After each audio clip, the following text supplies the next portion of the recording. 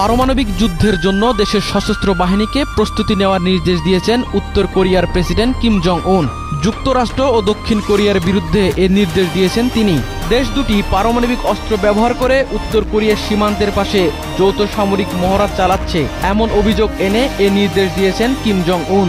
উত্তর কোরিয়ার সংবাদ সংস্থা KCNA এর বরাত দিয়ে বার্তা সংস্থা রয়টার্স এ তথ্য জানিয়েছে। গেল 13 মার্চ থেকে ফ্রিডম শিল্ড 23 নামে যৌথ সামরিক মহড়া শুরু করে দক্ষিণ কোরিয়া ও যুক্তরাষ্ট্র। গেল 5 বছরে দেশ দুটির মধ্যে চলছে সবচেয়ে বড় যৌথ সামরিক মহড়া।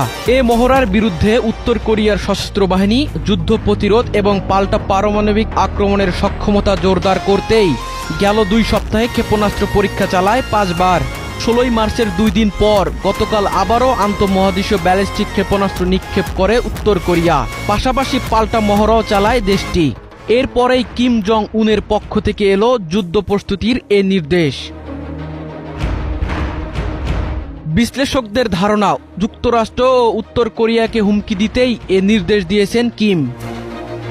উত্তর কোরিয়ার মহড়া পরিদর্শন করতে গিয়ে কিম বলেন, এ মহড়া সামরিক বাহিনীর প্রকৃত যুদ্ধের সক্ষমতাকে উন্নত করছে এবং তা যে কোনো তাৎক্ষণিক এবং অপ্রতিরোধ্য পারমাণবিক পাল্টা আক্রমণের জন্য প্রস্তুতির প্রয়োজনীয়তা তুলে ধরছে।